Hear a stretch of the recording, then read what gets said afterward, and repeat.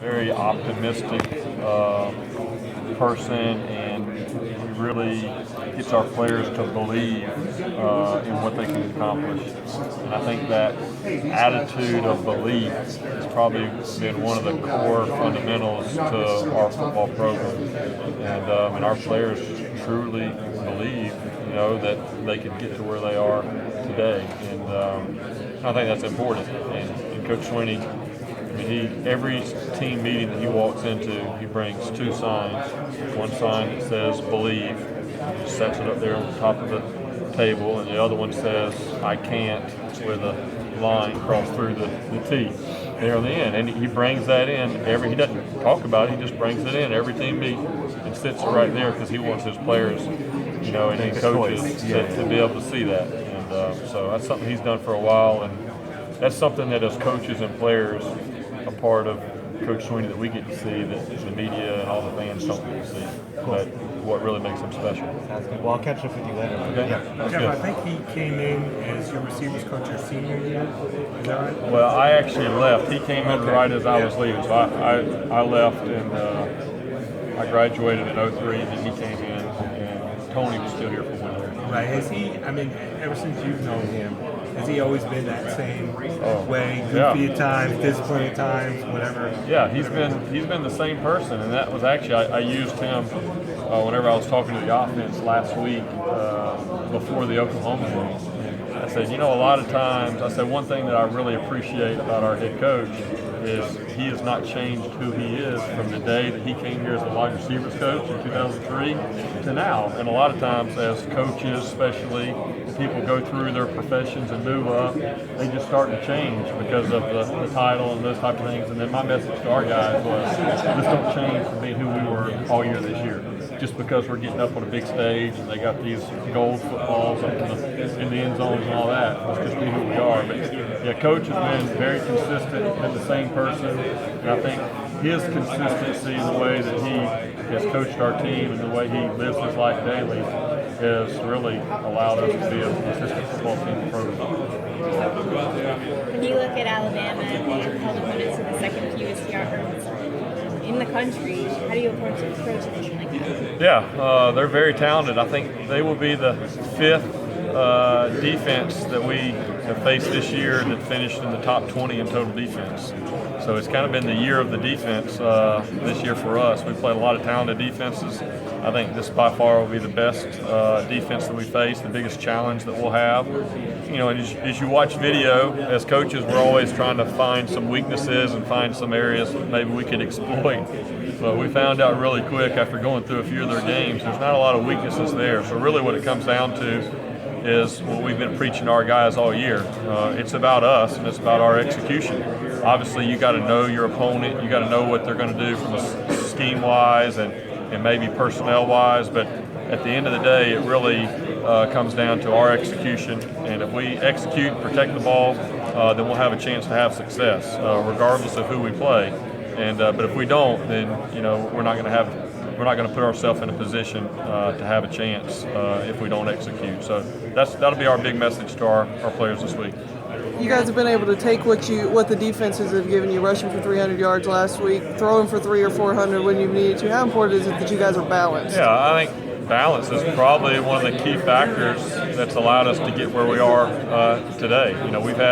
There's been a few years where we've thrown the ball extremely well and broke a lot of records in the passing game. There's been a few years where we've ran the ball really well, but we've never had the balance that we have this year.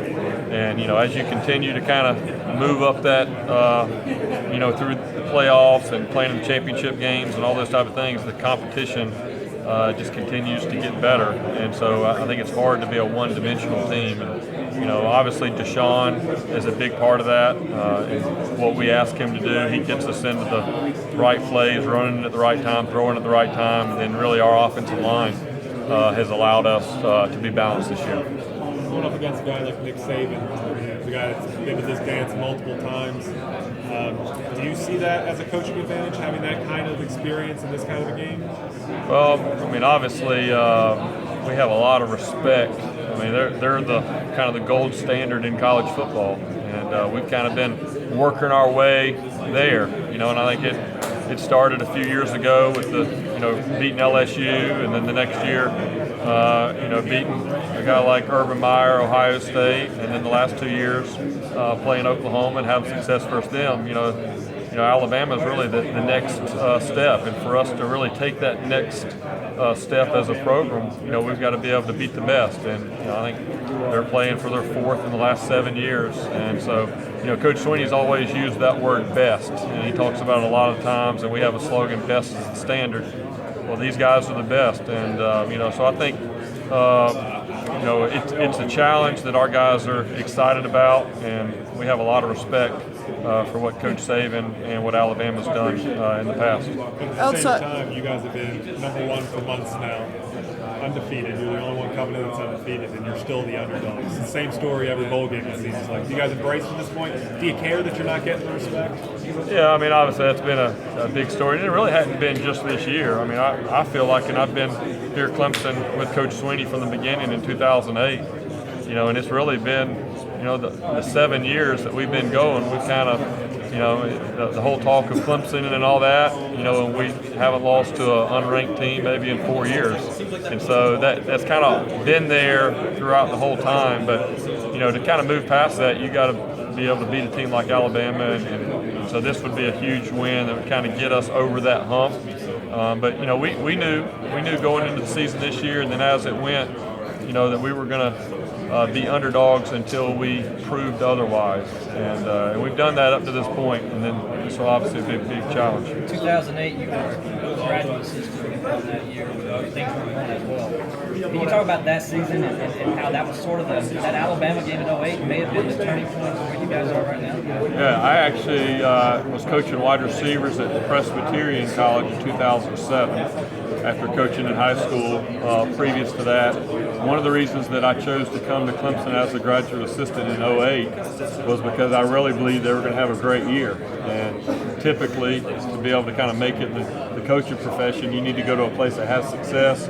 Coaches leave, take other jobs. You may have an opportunity to move on with them, or it may open up opportunities. So I kind of looked at that 2008 year.